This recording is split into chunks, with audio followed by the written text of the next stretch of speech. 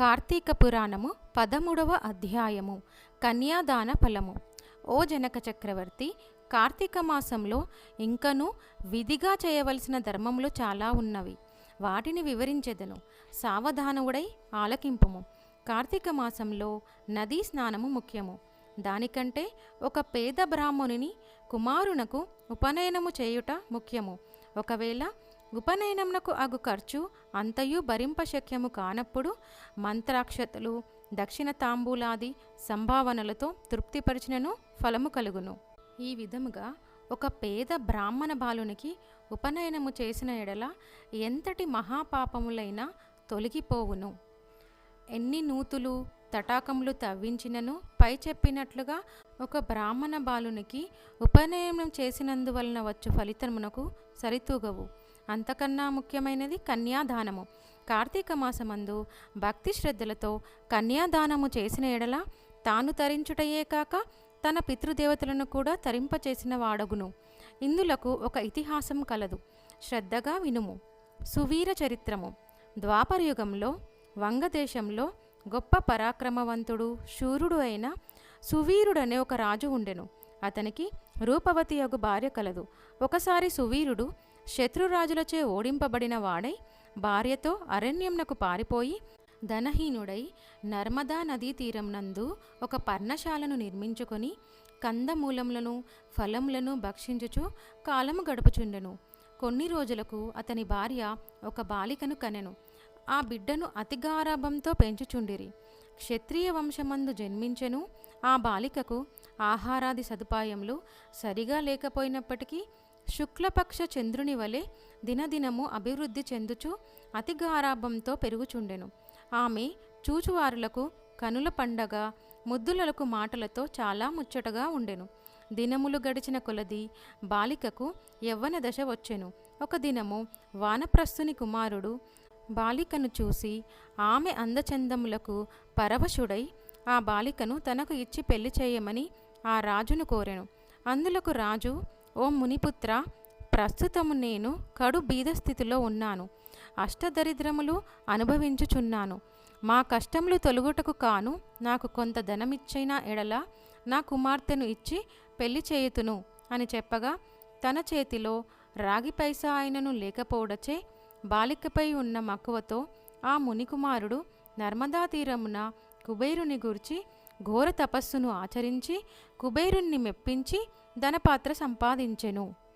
రాజు ఆ పాత్రను పుచ్చుకొని సంతోషించి తన కుమార్తెను మునికుమారునికిచ్చి పెళ్లి చేసి నూతన దంపతులను ఇద్దరిని అత్తవారింటికి పంపెను.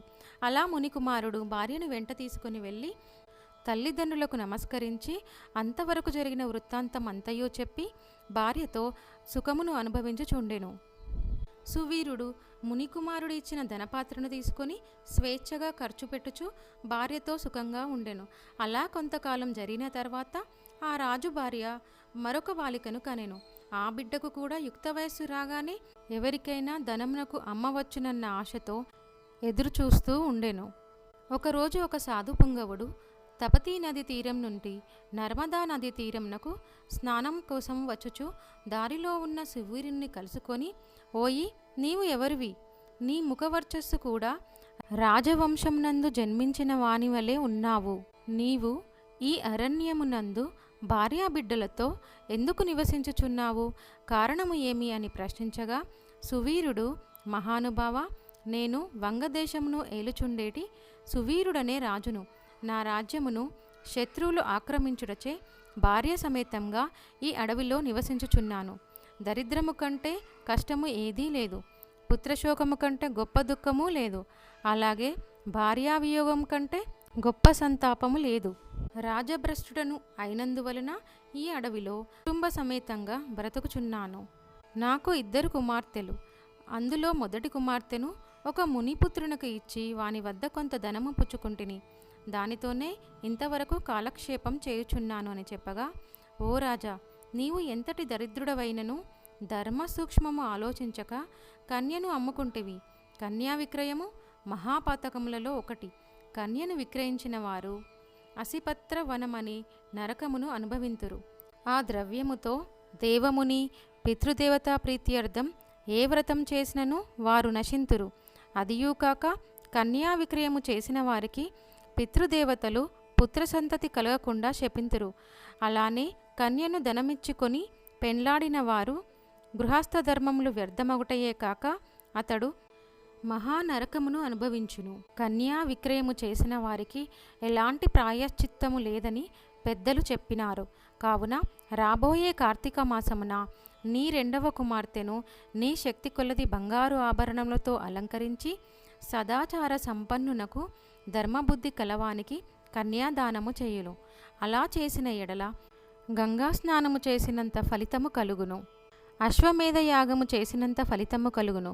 అంతేకాకుండా నీ మొదటి కన్యను అమ్మిన దాని ఫలితము కూడా తొలగిపోవును అని రాజునకు హితోపదేశం చేసెను. అందుకు రాజు చిరునవ్వు నవ్వి, ఓ మునివర్య, దేహసుఖము కంటే దాన ధర్మముల వలన వచ్చిన ఫలితము ఎక్కువనా? తాను బ్రతికి ఉండి కూడా భార్యాబిడ్డలతోనూ సిరి సంపదలతోనూ సుఖపడి ఉండక చనిపోయిన తర్వాత వచ్చేడి ఏదో ఒక మోక్షము కొరకు ప్రస్తుతమున్న అవకాశమును చేతులారా జార విడువమంటారా? ధనము బంగారము కలవారే ప్రస్తుత లోకంలో రాణించగలరని ముక్కు మూసుకొని నోరు మూసుకొని బక్క చిక్కి శల్యమై ఉన్న వారిని లోకం గుర్తిస్తుందా, గౌరవిస్తుందా? ఐహిక సుఖములే గొప్ప సుఖములు.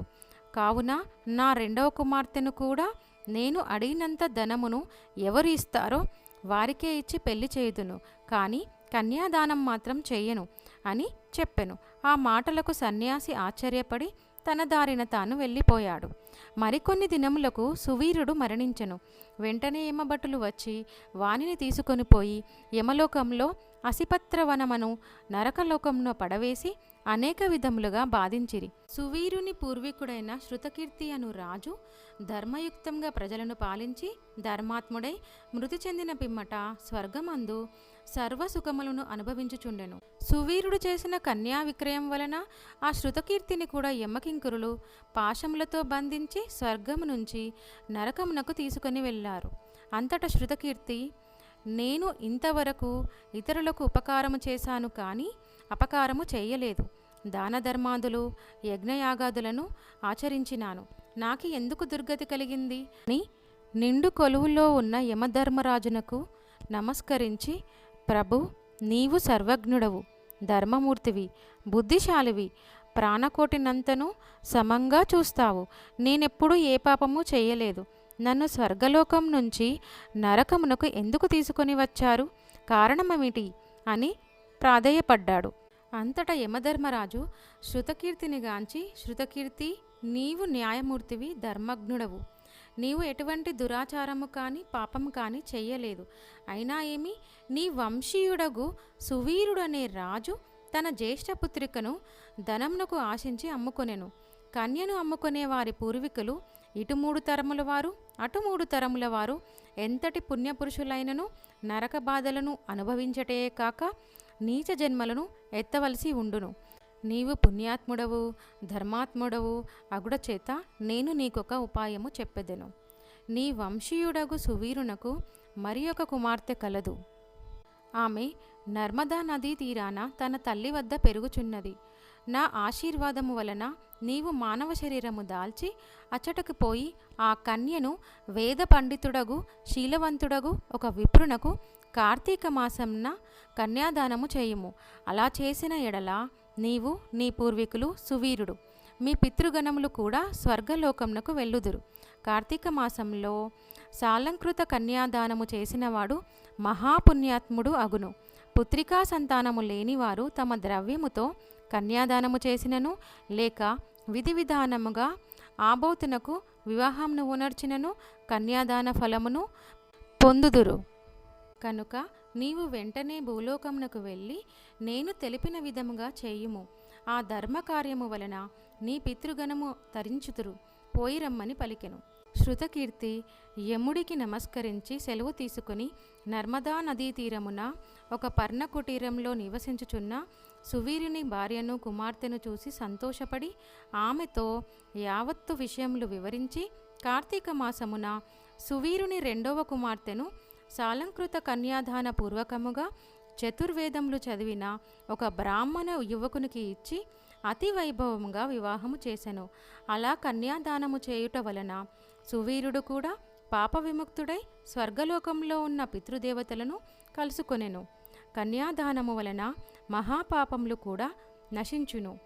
వివాహ విషయంలో వారికి మాట సహాయము చేసినను పుణ్యము కలుగును. కార్తీక మాసమున కన్యాదానము చేయవలయును. దీక్షభూని ఆచరించినవాడు విష్ణు సాన్నిధ్యమును పొందును. శక్తి కలిగి ఉండి ఉదాసీనత చూపువాడు శాశ్వత నరకమునకు వెళ్ళును. ఇట్లు స్కాంద పురాణాంతర్గత వశిష్ఠ ప్రోక్త కార్తీక మహత్యమందలి త్రయోదశాధ్యాయము 13వ రోజు పారాయణము సమాప్తము.